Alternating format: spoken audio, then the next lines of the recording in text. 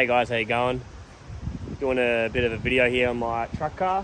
So we just had an event on the weekend, Friday and Saturday, where we done a pro competition. So I've had some oiling issues with this thing, being a high-powered RB, that it always fills the catch can. So I had the issue where I was filling the catch can, I was topping the oil up all day, and then I ran out of oil that I had.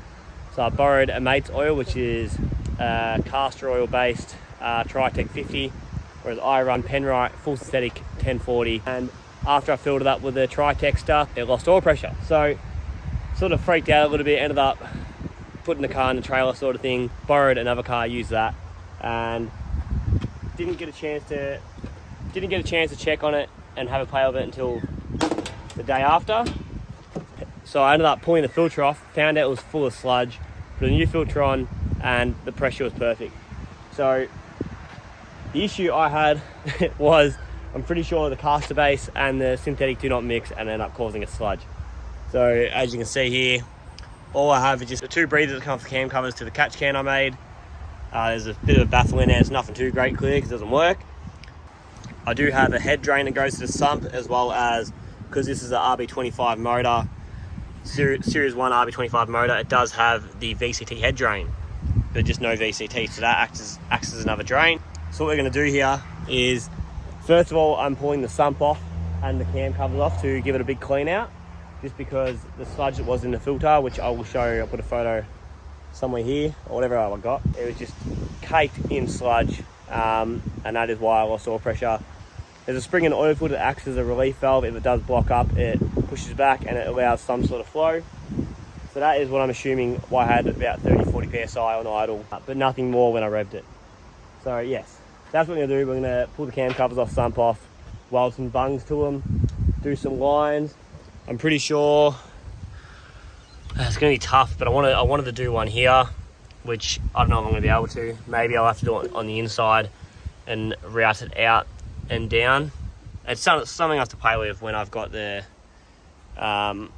fittings here and stuff. Do one on this side, which I'm not too phased about. I guess I could do it on the inside, could work. And yeah, we're gonna see how we go. So I'll give this thing a fire up. Everyone seems to love the cold start on this thing, so I'll give you a little sauce.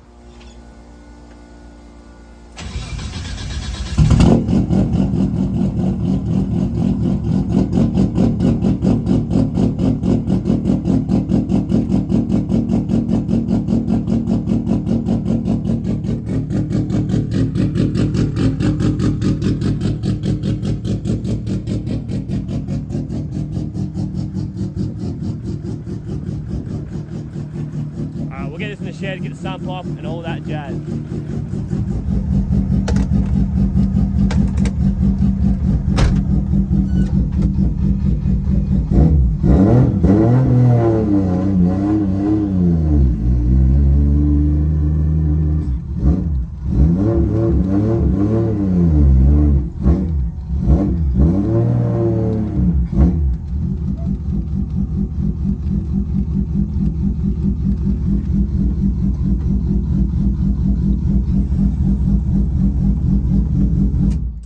Got the cam covers off now, as well as the subframe out. So we have got the support brace up, and I've got some hope here because looking under here, it's all still super clean. There's no sludge in it. That's just a bit of silicone there, don't worry about that. Just from silicone to gasket. But it's all looking really good, so I'm super happy about that. Have the cam covers off here.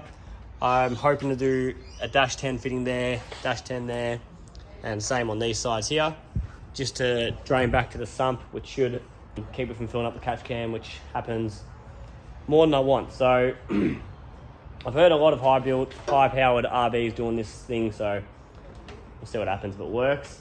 Sweet as. If it doesn't work, then I've obviously got issues that I need to tackle, which you're going to find out after all this is done. So spending about $500 in fittings, which sucks because your boy ain't got that much money to be throwing around for fittings. But yeah, I'm going to get the car up, I'll pull the sump off, and I'll show you hopefully a clean pickup. Alright, so we got the sump off now and found a little bit of a surprise inside. Doesn't look like that's very good, does it? But it's only alloy, and after doing some inspecting, we have found that the issue is, there you go, snapped oil squirter. So it's hit the piston.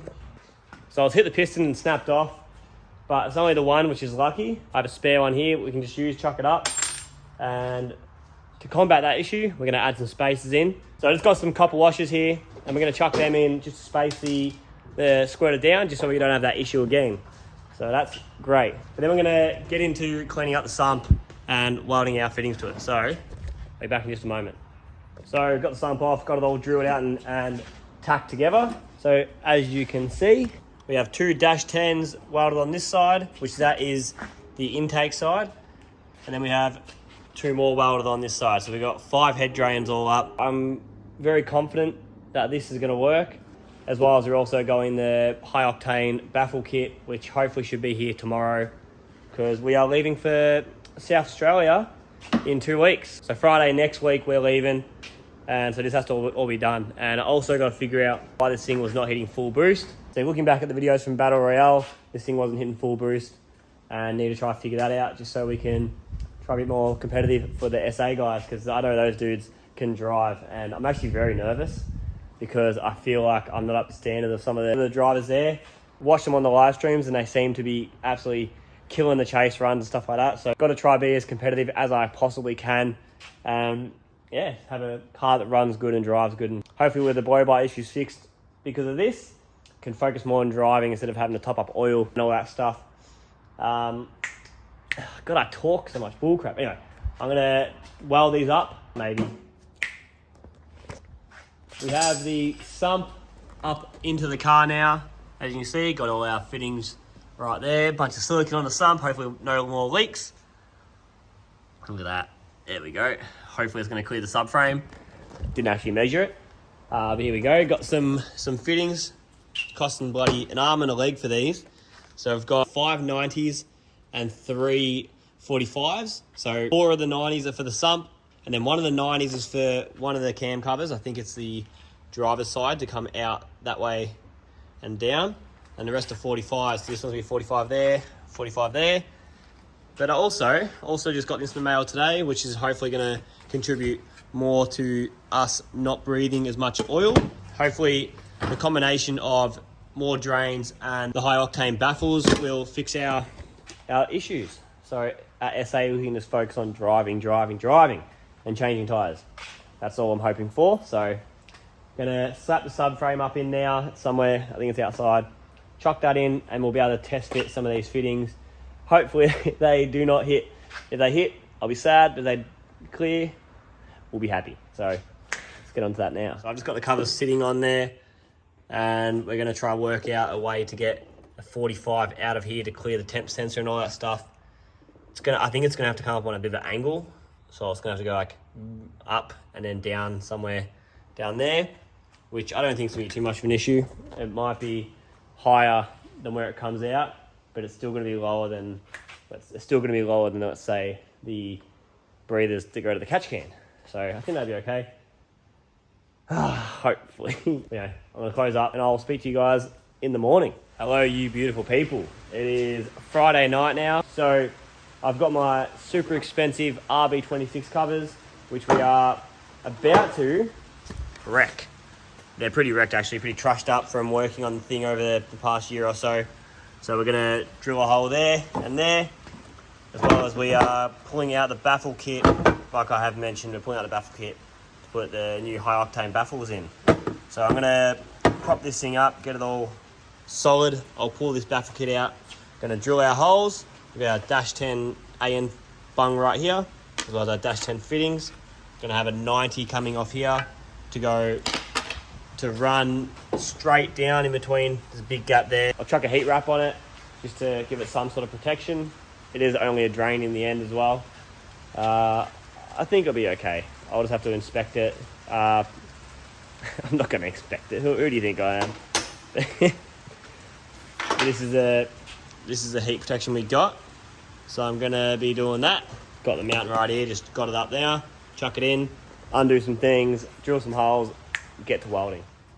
So you just got 8 small 7mm bolts and you pull this thing up, and that is all you have. That's your little drain for when it fills up, and that is your baffle, I guess you would say.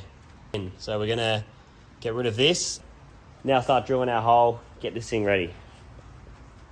Alrighty guys, we're back. I don't know what the last thing I filmed because I ended up getting distracted. If you remember, I have the BMW, which I'm pulling out to do an RB into, and it's sort of just on the back burner, down in the paddock, and I sold the stock exhaust off it, and the guy was coming to pick it up, and I went and had a look and found it. I'm like, hold on a minute, I can't find it. It's still on the bloody car, so I had to go out and pull that off in the rain. But here we go, we got the cam covers all on. Got the dash 10 fittings all welded to the cam covers. So I've got one there, which is gonna go straight through the runners there, which is a bit how you go, but should be right. We got this one on, which is just test fitted up. We got this one welded, ready with a 45 coming off it. And we got another 45 down here. Just in the midst of making the oil lines for it. So once that's all done, I'll come back and we'll start doing the baffle kit into the 26 covers. Stinky dog. There you go, as you can see, you got the line all the way up there. Don't look in here, it's a friggin' pigsty under this thing.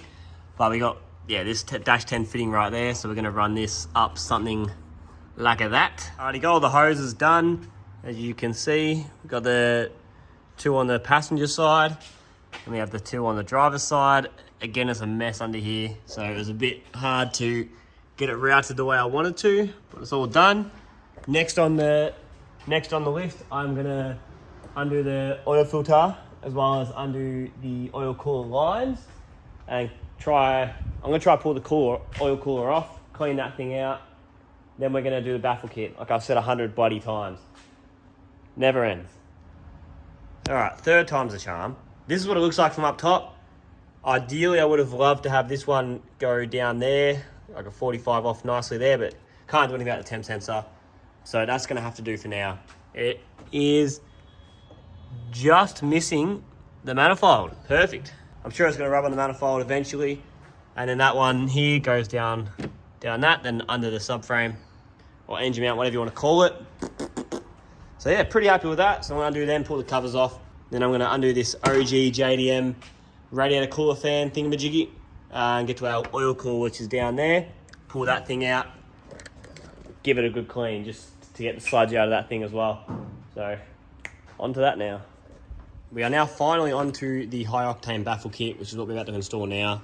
This is the stock baffle kit that comes out of the RB26 covers with the wire mesh that sits in. They've got the drain back here, which is at the front. So on the actual 26, which this is not a 26, this is a 25, you move the cam splash plates up to the front. Because of the drain in the stock baffle kit is up at the front, you have the splash plates there, but now the drain on the Hi Octane kit is at the back. So we've got to move the cam splash plates to the back. So we're going to do them one by one. Bolt here, undo that bolt at the back, swap it over, and then we'll get on to doing them. Then we can get on to doing the baffle kit. So I've got the splash plates done on these 2 and that one, but we have run into a bit of an issue because when I first built the motor, I put the splash plates back where the 25 is meant to be. Because it's 26 covers, you need to move them up here. And when I moved them, I actually stripped out the top of this bolt. So at the moment, I've got a longer Allen key bolt in there, and I can't fit the standard stud into the position. So we're just gonna run the one nut and washer, and I think it'll be all right. Let's hope.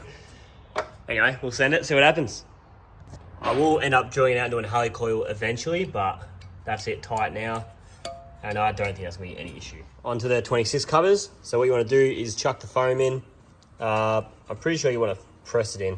We've got the 85 safe foam right here. Just wanna press it in at the back. Just like that. Same with this one. Just like that. Press it in there, it's all good. Then you want to get a bit of silicone, put it along the edge here.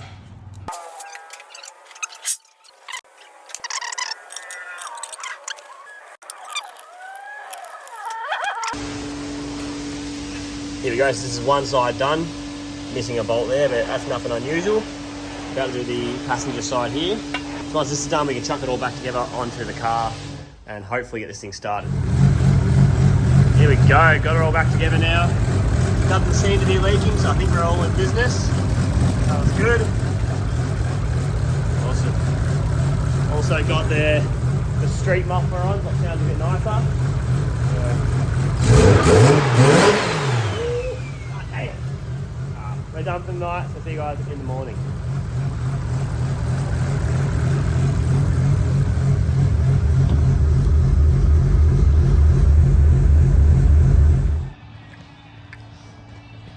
Alrighty guys, that's going to be it for this video. As you can see, we've just done some bit of modifications to the sump as well as the cam covers, getting this thing hopefully all good, so no more breathing issues.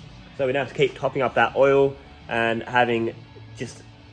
getting our brain away from focusing on driving. So hopefully it's all sweet. But as you can see, we've got some things missing here. Absolute pig's nest under here, absolute pigsty under here. I hate it. Should really one day clean that up. But I have found a couple things why my car was under boosting so massively at the event. First one being this intercooler piping. As you can see, that's a massive split. So it's this one right here. Pretty much you can see it's super close to the exhaust manifold, so it gets super hot. That's what caused it to split. So what I've done is I just chucked a little bit of a heat wrap around it. It's probably not the right thing to be doing, but hopefully it does help somewhat in combating that issue. Another thing I found was, so I have my boost lines, so I've got all braided lines. So I've got my feed here that goes to the bottom of the wastegate port. Then the bottom of the wastegate port goes to my Mac valve. Mac valve goes to the intake plenum. As you can see, it's this one right here. So that goes to the intake plenum. I welded this fitting to it a couple of years ago, and as you can see, it's snapped off. So when I tightened it a long time ago, probably it twisted off a bit. All the vibration stuff maybe just rattled it loose, and that caused another leak. So fixing all that up now. I did go for a little drive after fixing the silicone joiner, so I'll put that in here. So it feels good, but it's still not full boost, and that's when I noticed this one's leaking. So I'll get this fixed up, and that's gonna be it. I'll see you guys next video, hopefully, which will be SA doing the competition. Oh, actually, might be doing the practice night and the drift school, so may film that, I don't know. See what happens. Anyway guys, thanks for watching. I'll see you in the next video.